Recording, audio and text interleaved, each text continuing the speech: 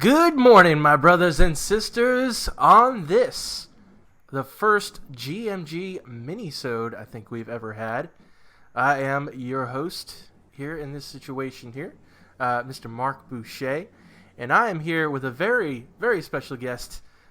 He is no stranger to this podcast. He's a good friend of ours, and he is one of the hosts of the Fortress of Nerditude Podcast. He is Spencer Stapleton. How's it going, man? I'm doing well, Mark. Thanks for having me back on. I really appreciate it. It's always good to be here with the joiners and hang out with the GMG podcast crew. Man, we have been looking for an excuse to have you back on, and here we are. So the reason that I've got you on here, so as you guys have probably heard many a time on our shows, one of my little intros that Lucas always does for me is that I'm big on the television show Doctor Who, but the thing is, we never talk about it really, other than occasionally the guys like to make fun of it. But Right. So we really haven't had a chance because none of the other guys really like the show Doctor Who. They Pat's kind of had some real general experience with it. But I really haven't gotten a chance to sit down and just talk Doctor Who with somebody. And I think I was watching, I think it was your stream on your birthday the other day. It was that was a few weeks ago, wasn't it? It was about a month ago, but sure, a couple days ago. Yeah, whatever. That's good. Yeah. No, same difference. But I noticed the TARDIS and the sonic screwdriver in the background there. Yeah. And I was like, you know what? That's it. That's going to be a good idea to see if he wants to go ahead and talk some Doctor Who with me.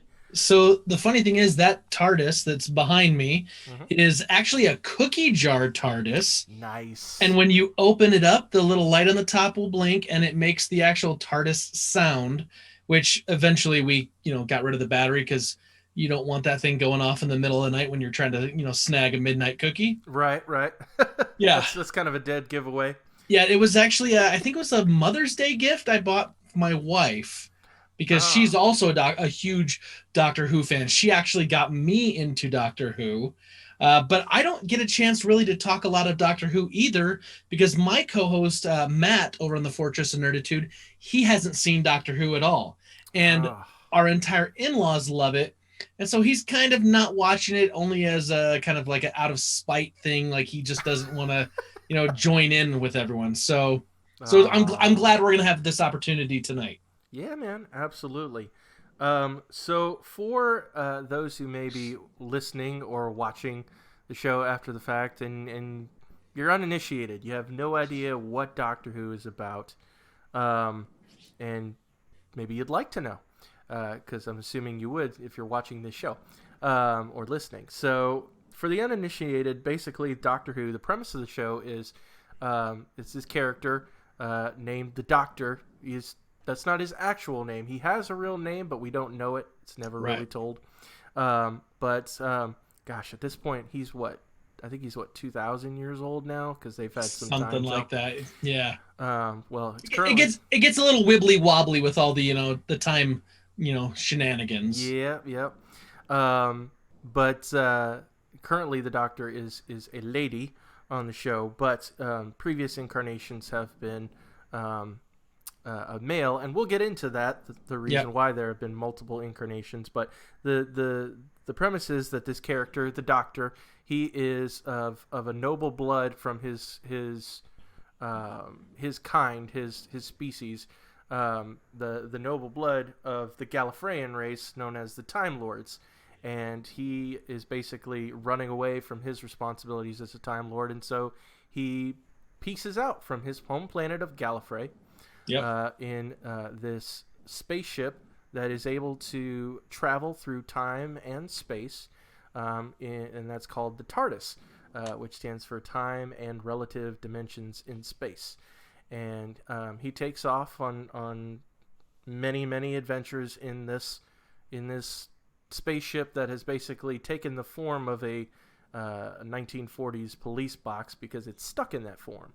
And so he goes on all sorts of different adventures with mainly characters on Earth as his companions. He's taken a liking to Earth, and he fights against, all sorts of different alien races and things like that, and travels through time, meeting historical characters and everything, all while protecting the universe and just exploring as he goes. So that's the basic premise.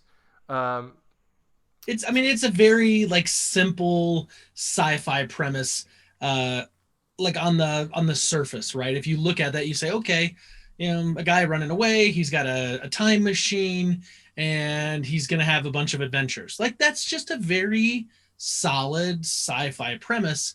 But the reality is, though, is that the show gets a lot deeper, and like that's just the hook to get you in. Yeah, absolutely. Yep, that's getting on. Just stay on the ride. That's the fun part. Yeah. But the show has definitely evolved over the 60 years, something like that. It was. It'll be 60 years in another 2. In 2023, it'll be 60 years. Okay, yeah, because I remember the actual date that it launched. The first episode aired was November 23rd, 1963. So this show has been going on for pretty much that length of time. There was a pretty lengthy hiatus from the late 80s until 2005 when the BBC decided to reboot the show and everything. But everything is within the same continuity. Literally, not really a reboot, just more of a they decided to pick it back up because it does continue on from what's done before. So it's not like a reboot in the sense when we say reboot, like, oh, we're doing it all over again and going back and, kind of starting fresh, right? Sure. Yeah. Everything continues basically. Right. Interesting enough, the show was actually supposed to air the day before on the 22nd in 1963, but they had to delay it a day because that is, if you know your history, the day John F. Kennedy was shot. Yeah. And so because of that, they actually had to push it out a day just out of respect for the United States. And this is a BBC show. It's a British television show, purely through and through British. So what's also interesting about that too, Mark, is that they actually even started it on the day they first aired it 80 seconds later than they were supposed to, because they were still doing a bunch of coverage of the assassination of John F. Kennedy. And this is what I find interesting, because I've only watched it over here on BBC America, and by the time we get it over here, it's like, hey, we're starting the show at 7:00, right? Yeah. Or 5:00. Like it seems like a standard time. But over there, the BBC aired it it was supposed to air at 5:15 p.m. Instead, it aired at 5:16 and 20 seconds. And it's like, who starts shows 15 minutes into an hour? Like that just makes no sense to me in today's day and age. But I guess the BBC does some different things, and they don't exactly always start at the top of the hour. Yeah, I don't understand a lot of things that the BBC does, but it's right. But it's all good, and it's interesting looking at it from the outside in, being we're Americans, and this is a very much British show. But I wanted to get into some specific types of things that you might, things that interest you, or things you may not like about the show, kind of specifics. But let me go ahead and get this pulled up here. The one thing I want to point out real quick is, and I think it is the greatest plot device, I think, in the history of television. I know where you're going. Yeah. And we'll talk about, because there have been multiple iterations of this character, of the Doctor. We'll talk about who our favorite Doctor is. Yeah. But I think it's the single greatest plot device is, the beginning, the very first Doctor, he was leaving. He was unfortunately getting old, not able to remember his lines and everything, and so they decided, well, we're going to replace him. But how we just replace the actor with someone completely different? I was like, well, let's try to write it into the show. Right. Yeah. And so the way that they do this is that the Doctor's species, specifically because I don't think all Gallifreyans can do this. Like I said, it's the kind of the noble blood kind of thing. Only Time Lords can do this. They basically have this innate sense of the space-time continuum and things like that. And when they are close to the point of death, they are able to completely regenerate every cell in their body. Yeah. And basically, when they do that, they're the same person still, but completely taking on a different form. And so that allows basically any old time when the current actor or actress decides, I'm going to peace out, okay, it's regeneration time. We'll set up a situation on the show where we'll just reboot the guy and or girl, whatever, and they make it happen, and that's certainly given the longevity that it has over the past almost 60 years for sure. So got some questions for you. Well, first off, what do you think about the whole regeneration thing? So I think the regeneration is brilliant. I mean, you got to go back to the beginning, right? This started in 1963. It's now like 1966, and William Hartnell, like, he was already a very elderly gentleman, we'll say. And this was supposed to be kind of like a kids' family show that was supposed to be educational, and it was kind of morphing into more of just pure sci-fi, right? Mm-hmm. And they needed to come up with a way, so they found a way to write him off, and they said, well, we can do this regeneration idea. But the cool thing they did is that the character is still the same character, still has all the same memories, but they allow for the personality to change. Yeah. So that someone who's going to come in from like an actor's perspective, right? You've been hired to play this role that's been, fairly popular, or in this case, it's only been 3 seasons, and, it's fairly popular, but like later, iterations, decades later, you don't want to play it like the guy before you, because then you're not really doing much as an actor. You're just mimicking someone else. You want to be able to put you into that role a little bit. Yeah. So they allow this thing, and they do it in a way that really it's like, hey, this is still the Doctor, but things are going to kind of change now. And it gives an opportunity for fans to really latch on to certain Doctors, because maybe they like, the previous Doctor because of his personality and the way he handled, dilemmas and crises. Maybe they like this one because he's a little more jovial. Maybe like this one because he's a little more serious. And so it gives the fans a way to like really kind of like buy in to the character of the Doctor and the different iterations. Even though it's the same character, it's like a slightly different iteration each time. I think it's brilliant. I think, Mark, you're right on the money. It's probably one of the smartest writing decisions, because they can keep the series going as long as it's popular and just continue to replace actors and actresses as needed. Yeah, absolutely. Absolutely. So I'm going to backtrack a little bit. What was your kind of first exposure to Doctor Who? Like, how did you get into the show specifically? So that was my wife. My wife had been watching Doctor Who with her family when we got married, and she was saying, like, you got to watch this, you got to watch this. And I'm going to be completely honest. She only started with the 2005 with Christopher Eccleston on. I don't know that she'd watched any of the older stuff that had come before the long break between 1989 to 2005. And I remember like kind of peeking my head at the TV. And if I'm just completely honest, the BBC wasn't putting a lot of money into the show back then. Yeah.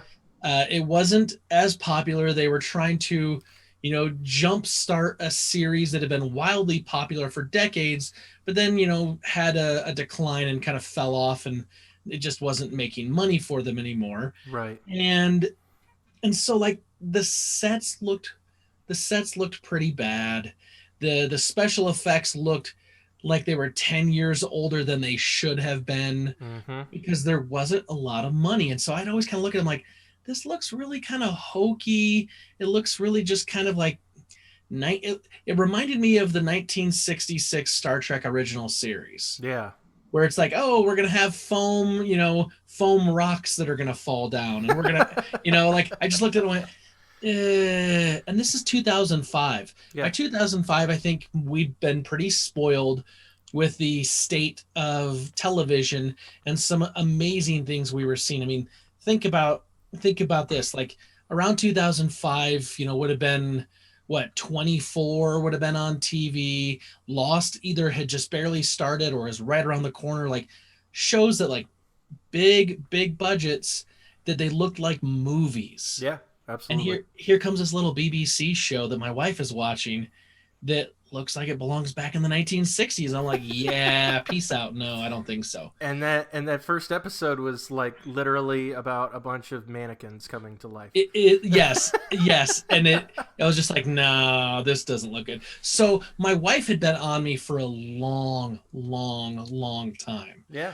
And I want to say a few years. And she was like, you gotta, please, because she's like, you gotta trust me on this. And she's like, you gotta look past some of that stuff. And I was like, yeah, that's really hard. Like, it's really hard. So eventually, though, I kind of broke down and I said, okay, look, my wife watches a lot of stuff that I recommend, and she's been really giving me the business for a while. I need to watch some of this on my own without her sitting next to me, without her trying to, tell me about how it's going to get better or how this really is important because of this or it's important because of that. Like, I didn't want any bias. And I said, I'm going to sit down and I'm going to watch it. And at the time, it was streaming on Netflix. And I watched the entire first season with Christopher Eccleston. And I got to admit, it was hard. Yeah. Like, it was hard, but like, halfway through, I was like, okay, I'm like, some of these stories are actually kind of good. It doesn't look good to the eye, but they're kind of some cool sci-fi stories. And I was like, I'm going to finish this season. I just said, I'm just going to finish this one season. And then the regeneration happens at the end of the first season of the 2005 series, right? Mm-hmm. And David Tennant appears. And I went, ooh, Barty Crouch Jr. Yeah. And like my mind clicked and I was like, I like this guy. I was like, I'll watch a little bit more. And then I started watching a little bit more. And I was somewhere into David Tennant's first series as the Doctor when my wife, came in on me one day. Like, I was like, it was weird. Like, she came in and she got all angry and was like accusing me and pointing at the monitor. Like, you would have thought that I was watching pornography or something. No, I was just watching Doctor Who. She's like, what are you doing? You're watching that without me? I didn't know you're doing this. And she got the riot act read to me. And I just said, relax. Yeah. And I said, I wanted to get into this on my own. And at that point, I kind of was hooked. And I was like, no, this is actually really good. And as it went on, we watched it all together from that point on. Like, I kind of caught up with her and then I watched it live. So for me, it was more, I felt I had to do this for my wife, but I also recognized that my wife was right. Like, it is really good storytelling, and there's some fantastic things. And as the seasons went along, and as it really got popular in America, all of a sudden the production quality and the money being put into the show went way up. Yep. And all of a sudden it started looking like it belonged on current television. And from that point, it became very easy for me to recommend it to people and get people to watch it, because I could have them start midway through, watch an episode or two, then, get them hooked, then have them go back to the beginning of 2005 and start from there. Absolutely. Yeah. That's awesome. Yeah. Well, so my first exposure to Doctor Who, I am very much from the I guess if you want to call it old school. My first exposure to Doctor Who was finding reruns of the older Doctor Who. The original run. Classic Who. on either I would find it either on the Sci-Fi Channel before it was called, and I think it's just called Sci-Fi now, but it was actually called the Sci-Fi Channel back then, and I would find reruns of it there, or it would be on very late at night on my local PBS station. Where I would find reruns of Doctor Who, and joiners who listen to our show on the regular, they know that I am a huge sucker for time travel type stories. I am all about time travel. It's why Back to the Future is, on towards the top on my list of favorite movies, because I love just time machine type stories, and time travel and all that kind of stuff. And so Doctor Who just hits me right there. And yes, the special effects and everything are super cruddy. Right. There was one episode where they have this, like, the enemy of the week was, or the monster of the week was, this giant blob, and you could tell the blob had like what is that called? I can't believe I'm blanking on it. The stuff that you wrap the like duct tape, or not duct tape, like packaging. Oh stuff. Yeah. Like Packers tape or something. Where you can pop the little bubbles. Bubble wrap. Oh, bubble wrap. Yeah. I can't believe I couldn't remember that. Yeah. Yeah, you can tell it's literally bubble wrap that the monster is made out of. And you can tell that just overall the special effects are just super beyond dated. But once you get past all that, it's like... there's stuff that I can look at now and go, I can do more with my green screen in my basement than was done on a professional television show. Yep. Absolutely. Like, ooh. But that was what they had. I had to remind myself every time I watched a classic Who episode is that was what they had. And they made use of it, and they made it fun. They made it scary a lot of times. I've heard lots of stories where people are talking about jumping behind their couch whenever they're watching Doctor Who, because it would get scary. Yeah. That was, for a long time, that was how I got my Doctor Who, was watching reruns on PBS and the Sci-Fi Channel. And then when they did the reboot, that was around the time I was actually in high school going into college. And you're just a youngin'. Yeah, I'm a baby face, I guess.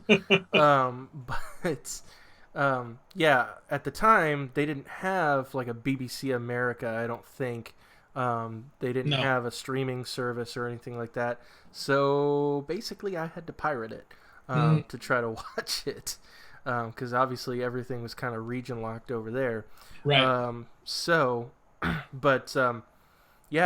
started kind of dabbling back into New Who and stuff through college, and then once everything hit Netflix and all that kind of stuff, I was all in for that. Full disclosure, my wife and I, when we got married, our wedding was Doctor Who themed. That's how we bonded. Like, our little photo booth was a makeshift TARDIS. Nice. And our cake topper had a TARDIS on it. Our colors were TARDIS blue and gold, all that kind of stuff. So we're big into it for sure. Yeah, for sure. Okay, so I've got some kind of pick your brain kind of questions, like picking your favorites. Okay, cool. Let's do it. Show for sure. So let's start small first. Favorite companion? Amy Pond. Yeah. Easily Amy Pond. I really liked Rose, but for some reason, like, there was just times where I'm like, I just didn't identify very well or connect very well with Rose. But I did enjoy her time on the show. But when Amy Pond came in at the start of Matt Smith's run as the Doctor, she was this just gorgeous redhead, and I'm a sucker for a redhead. My wife's a redhead. But she's gorgeous. She was funny. She was sassy, and like, she had this like whole kind of storyline that to me felt like the most fleshed out story that I've ever seen on Doctor Who for a companion. her and Rory and River. I mean, Melody and just like all the things is like I felt that that was maybe the first time in my experience, because I don't know enough of all the old classic stuff. Sure. It was the first time that the writers really said, let's make sure that there's real substance here. I mean, Donna had substance too. Yeah. But like Martha and Clara, I just felt like kind of like the writers were like, and we got this companion and we'll occasionally do some stuff. Yeah. But Amy Pond. Amy Pond. Yeah. I dig that. I dig that response. I think Donna is my favorite companion. Oh, Donna's good though. Donna's so good. At least from the new series. Dr. Donna. Yep, Dr. Donna. That the way things ended with that. Oh. And you know, can I just say that like I love to use the little GIF on Twitter where it's the it's Donna's like her father or her Wilfred. Wilfred, his grandfather, Wilfred, where he's like crying and then he puts his hand to like his thing and then kind of like reaches out to like stop him and then like pulls back. Yeah. I use that all the time, and every time I do it, I'm like, oh, like it takes me back to that moment in that episode, and I'm like, gosh darn it, that's just so freaking hard. Yep. I love that though. Yeah, I mean, that was the end of time. That was the end of Tennant's run, right? Yeah. That whole ending was incredible. But yeah, but Donna, I think to me has just got this nice well-roundedness to her, and she's hilarious. Mm-hmm. But also she's, she can be witty when the time calls for it. And yeah, just that whole way that things went down, where she basically had the doctor and his like intelligence and all that kind of stuff, but she couldn't in her humanity, she couldn't handle it, and so the doctor kind of had to just erase spoilers, I guess. Erase her memories, and well, at least make it so she never remembered the doctor, and all that kind of stuff. That was a tough one. So, but I absolutely love Donna. Now, flip side, least favorite companion.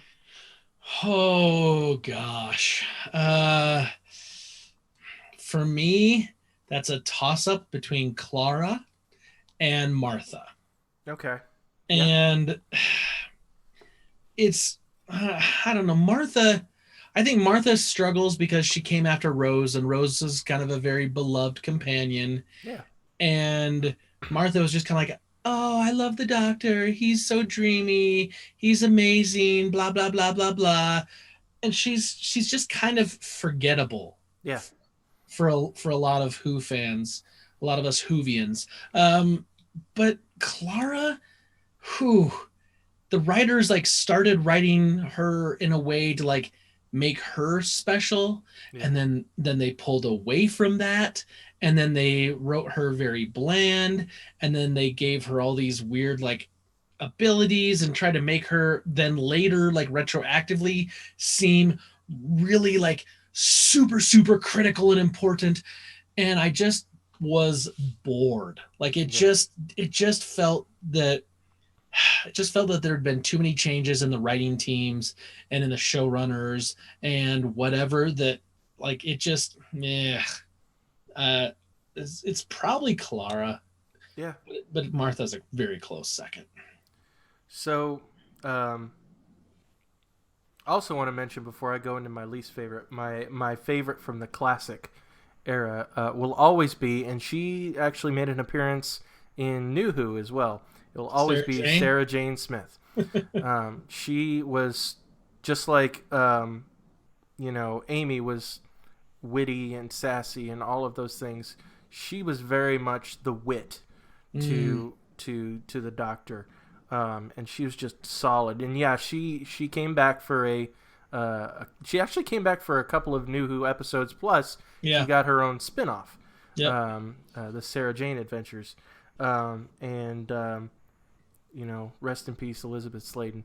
But she's just a solid character. But my least favorite companion, and this person really wasn't like a main companion, but every time he was involved, he just got annoying, and that was Mickey. Oh yeah, yeah, that's true. You're kind of like, what? I always ask myself, why is he here? Yeah, absolutely. Like, why is he here? Once again, like, wasn't he like Rose's boyfriend originally? Yep, he was. Yeah, and then he ended up. I think he actually ended up getting with Martha at the very end of things. Because if you remember, I don't know if that was like a future thing or what, where they're like fighting together and stuff. Yeah. But Mickey. he was always just kind of useless to me. Yeah, he's pretty forgettable. For half a second when you said he, and I was like, please don't say Rory. Please don't say Rory. No, not Rory. And then you're Mickey. I'm like, oh, okay, yeah, we're totally fine there. Yeah, I love Arthur Darvill as Rory. Yep. He did a great job with that, especially like, the lone centurion and yes. how he basically became an Auton, and had to protect Amy for like centuries. Centuries, 1,000 years, something like that. Definitely my least favorite is Mickey. Yep. I kind of cringe whenever I see him on screen. But right. Okay, so favorite monster or villain? I mean, the easy go-to would be the Daleks. Yeah. I mean, they're the oldest villain in this series. They've been around forever. There's probably the most story written there. But if I'm not gonna pick them, because that just seems like the obvious, I'm gonna go with the Weeping Angels. Okay. And that's because they are just freaking like scary. Like it was one of those things where like I felt like there hadn't been a lot of like really scary stuff in a little while when I was watching Who, and then you get to that episode Blink when you see the Weeping Angels for the first time, and ooh, that was scary. And then they make a few other appearances, and every time they do, you're like, oh crap. You're like, there's gonna be jump scares. They're not gonna get away. Like things are gonna go bad. So I really do like the Weeping Angels. So just for anybody who may not know, basically the Weeping Angels, they're these kind of creepy looking statue gargoyle things that they're time locked, I guess, to a point where they can only move if you're not looking at them. Yep. And so that's how they're able to kind of creep up on you. It's like the ultimate thing where you think that, just the most innate normal thing that's not going to get you can actually get you. And they don't actually kill you. I think they just pull you into another time period or something like that. I don't think they actually kill you. Yeah, I'm trying to remember. I don't remember it.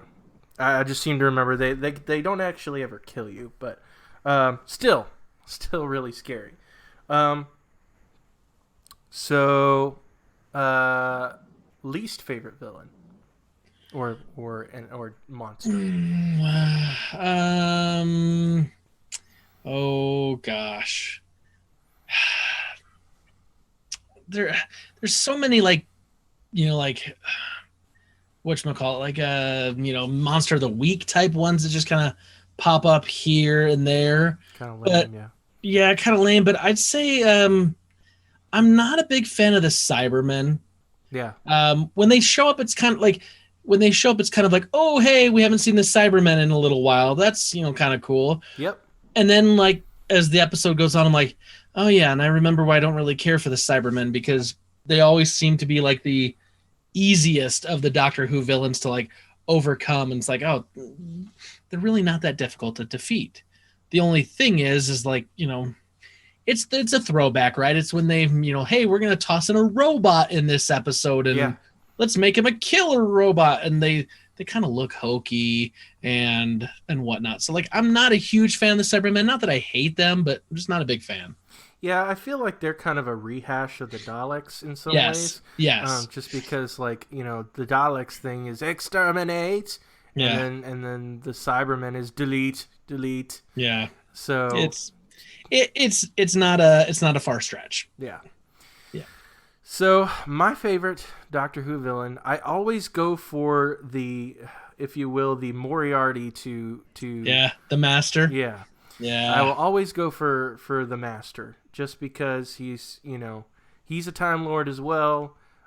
He's been through some crap, and he's just overall just this insane kind of complete foil to the Doctor. He's gotten into some pretty horrible spots as a result of the Master's plans. So which version of the Master do you like? John Sims. Okay.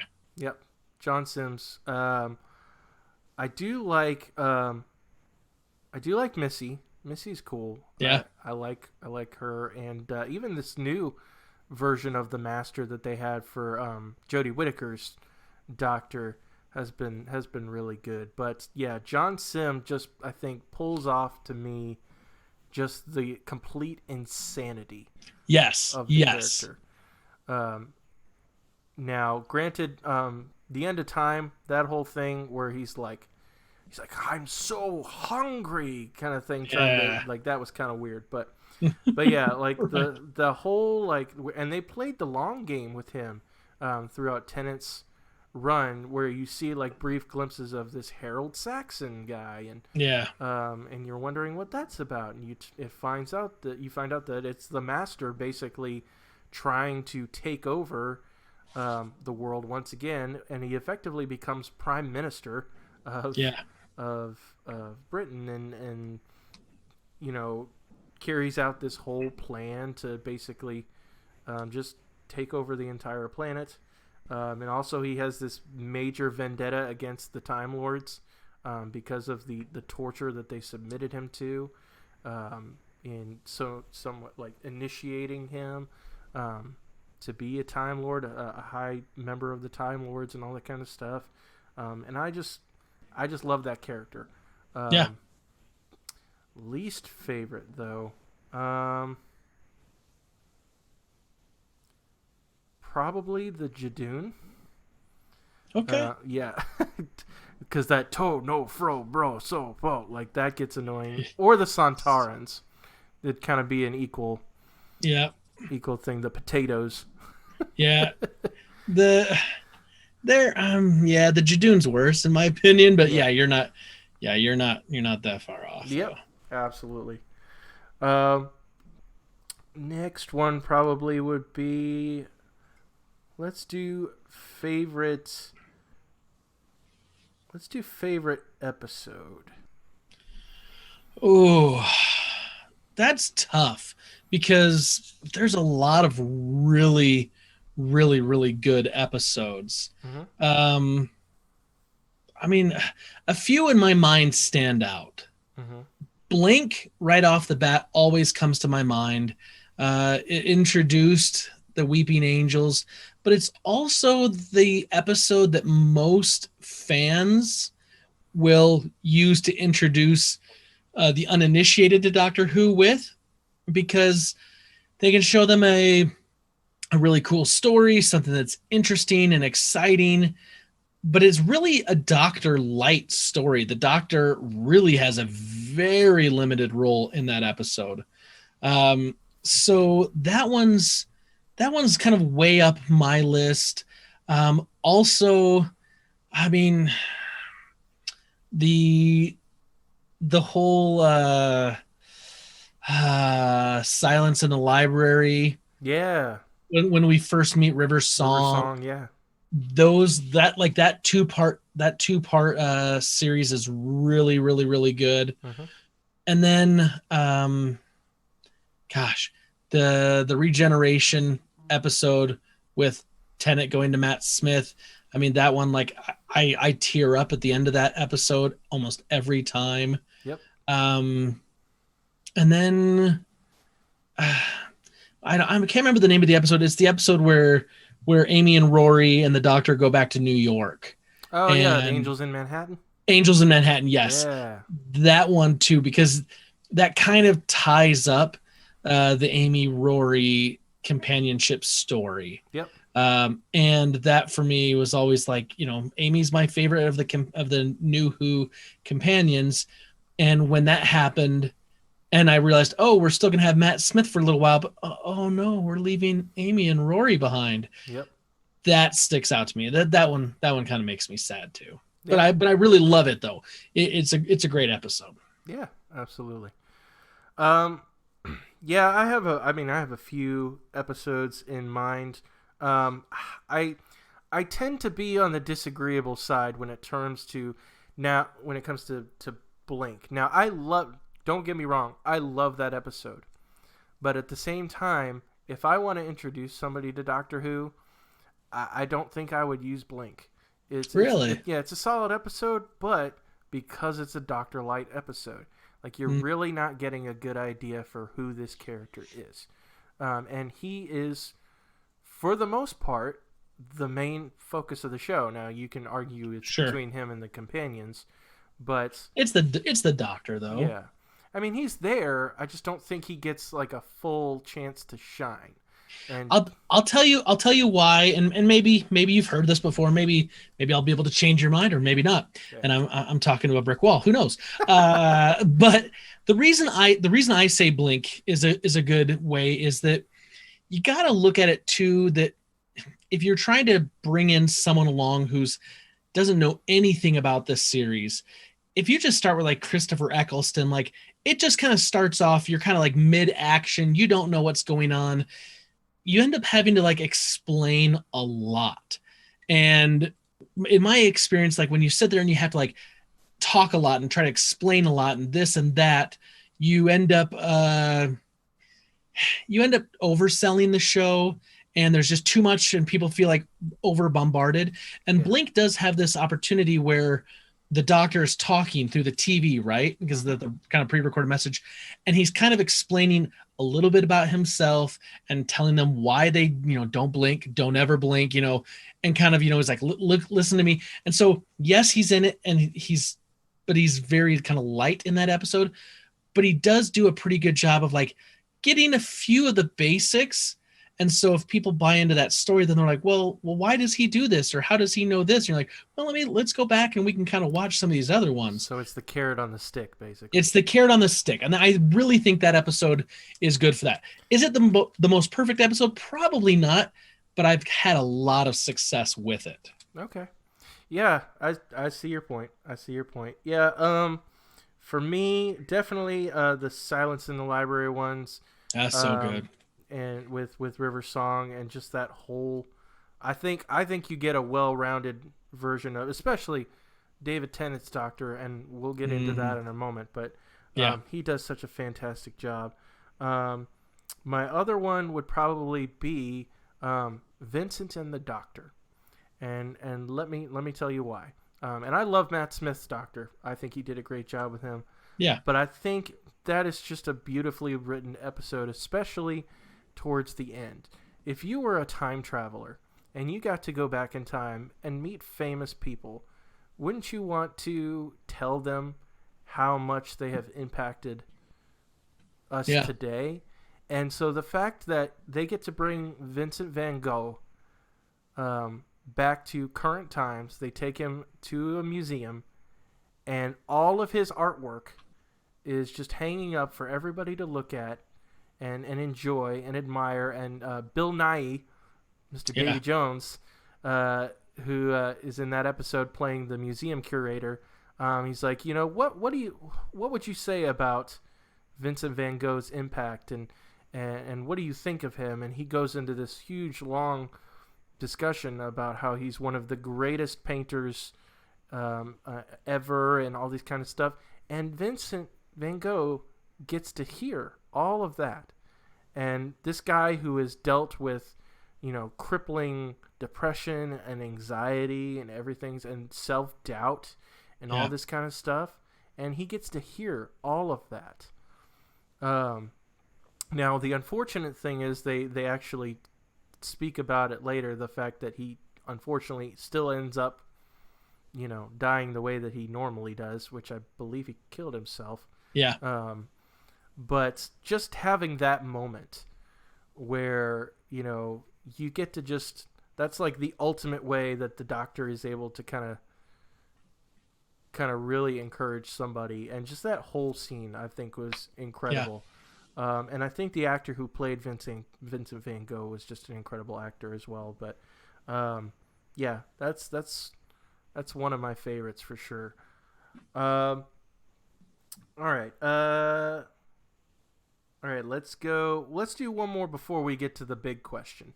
Right. And this may be kind of a weird question, but I'm going to ask it anyway. Favorite TARDIS interior? Ooh. Yeah, that actually is kind of a weird question. I can tell you my least favorite TARDIS interior. Okay. And that's Christopher Eccleston's. Okay. I didn't care for that as much. And honestly, because we only see it for one real series, right? Because then it's Tennant and Smith's and Capaldi's, and it's going to be a toss up between Tennant's or Smith's. Yeah. I mean, they're different and they're unique, but I really loved both of them. Yeah. I really thought they both were really cool. When Capaldi's came on, I was kind of like, yeah, it's not bad. It's still kind of cool, but I felt longingly for what I'd lost. Yeah, so. Absolutely. Yeah, I would say Tennant's is probably my favorite, kind of followed up by Smith's. I just like, and Eccleston's was kind of like this as well, but he had more of the like, it looked like giant tree roots coming up out of the floor. But like, I just love the spacious look of the TARDIS. The main console room and all that kind of stuff.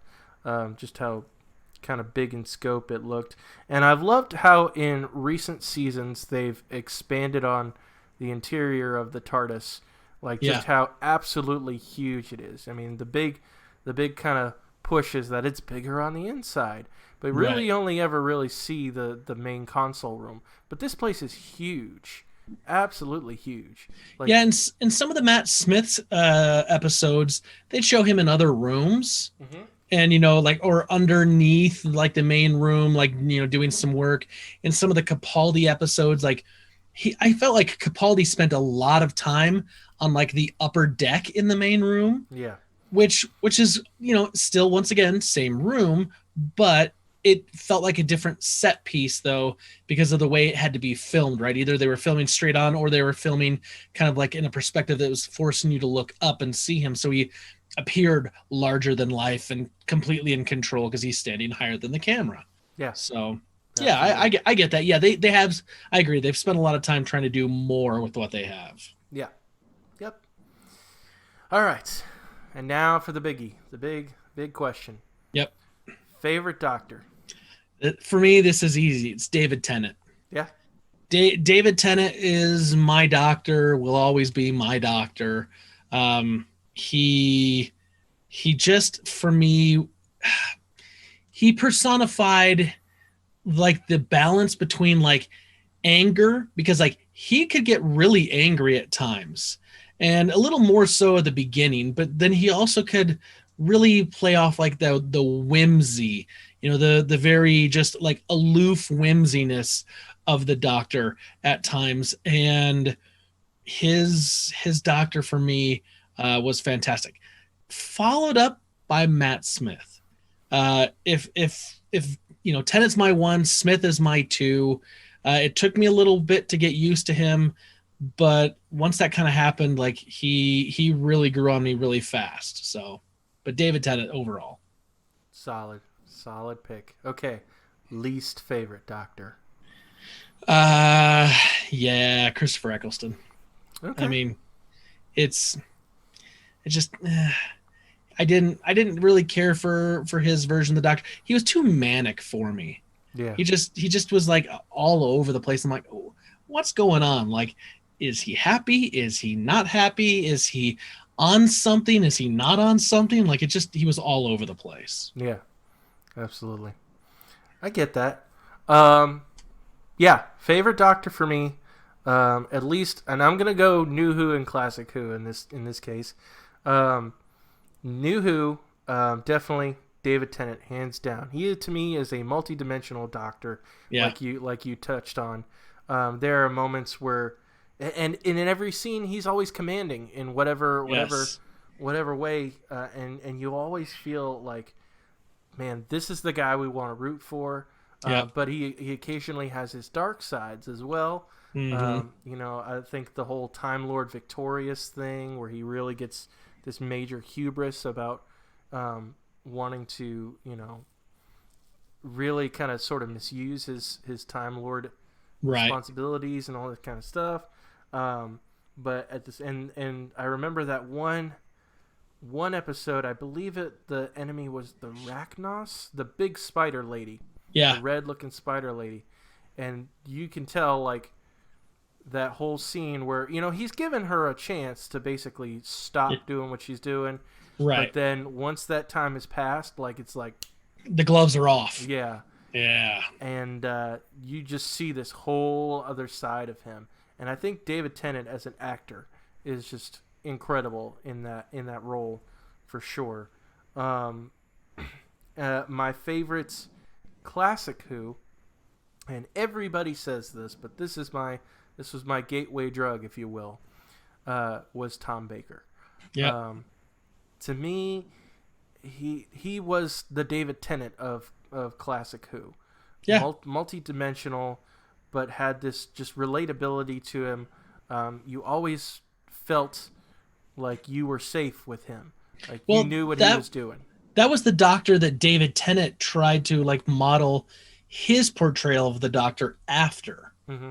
Because David Tennant was like a massive, massive fan of Doctor Who growing up. Yeah. And so he was always kind of like trying to angle to see if he could, if he could be the Doctor, if he could be the Doctor. And like, from what I heard, he was up for it in the first season, and they ended up going with Christopher Eccleston. But he was a massive fan of Tom Baker. Yeah. And so he tried to model his portrayal, kind of an homage to Tom Baker. And it's obvious. Yeah, absolutely. Yeah, my least favorite Doctors. So New Who would probably be...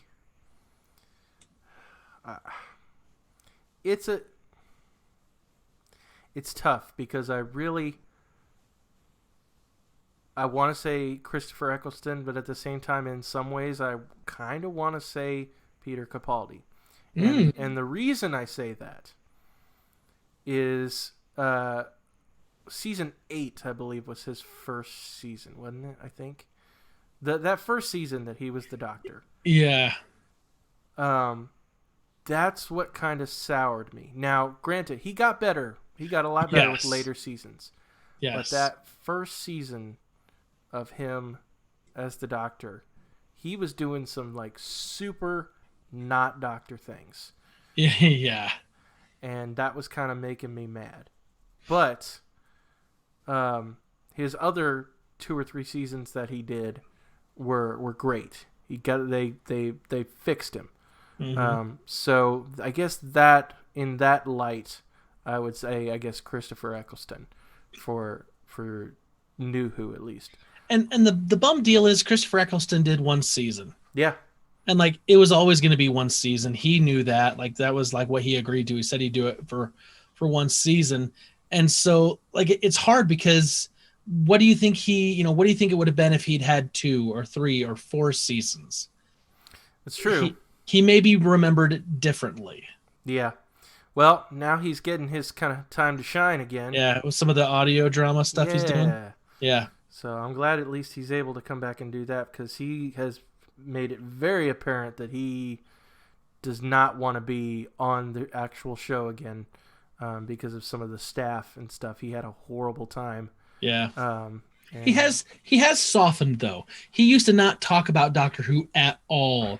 And now he will some, and now he's doing these audio dramas. And I mean, listen, if I'm going to be a guessing man, at some point he'll come back. Yeah. It'll be a while, but I think there's going to be enough change in people that are running the show. They'll be able to convince him to come back for a special. Sure. I hope so. I really do. Least favorite classic Who Doctor, and I feel bad because he's a great actor. Sylvester McCoy, the seventh Doctor. Yeah. Okay. It just got weird.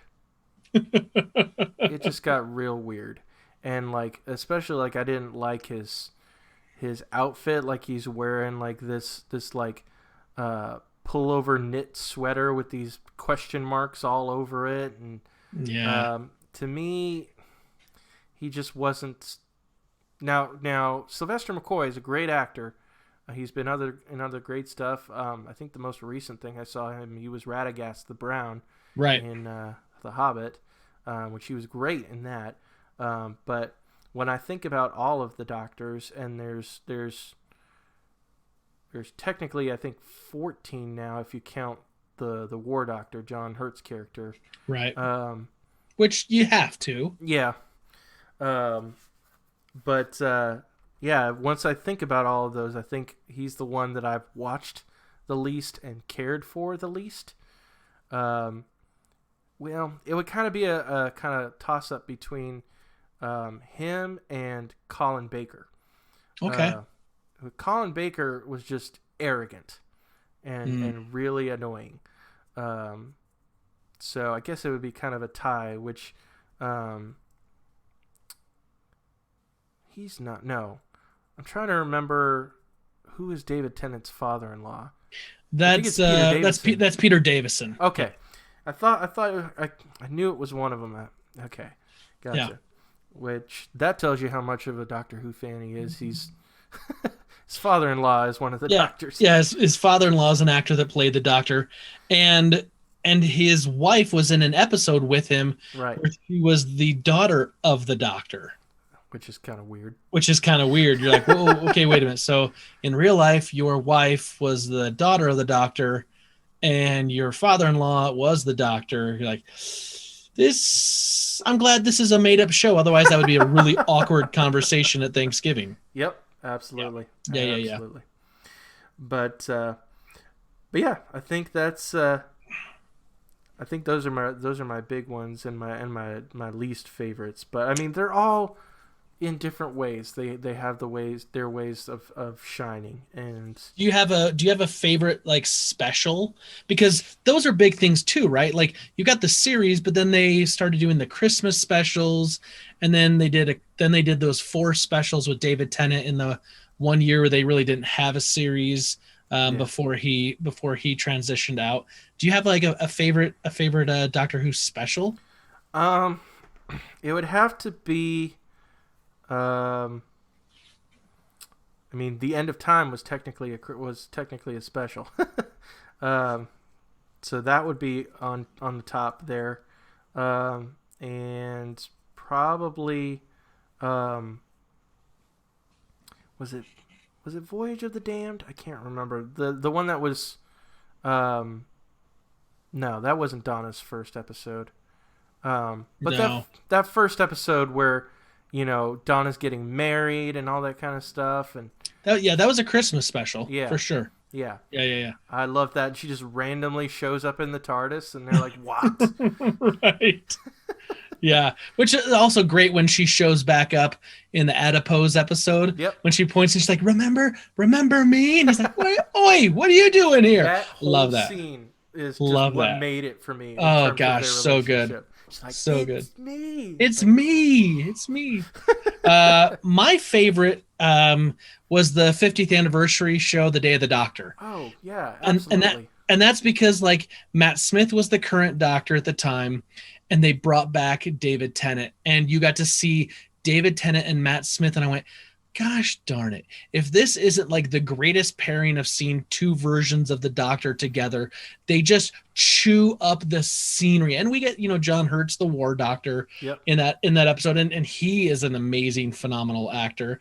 But we got Billy Piper that came back. Like that, just for me, that was almost like a fan tribute episode in a way, because they really brought back a lot of things that just people absolutely loved, Yeah. and just like let them just kind of go at it when freaking Tennant and Matt Smith end up, like landing in there and they're like, hey, no, it's me, it's you, hey, I was like, oh my gosh, this is so good.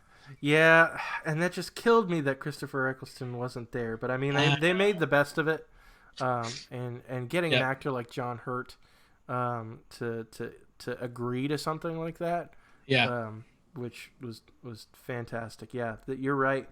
I can't believe I forgot about the Day of the Doctor, 50th anniversary special. But yeah, that whole episode I think was a huge love letter to Doctor Who fans for sure. New and old. But yeah, so I think that about wraps things up for this Doctor Who discussion here.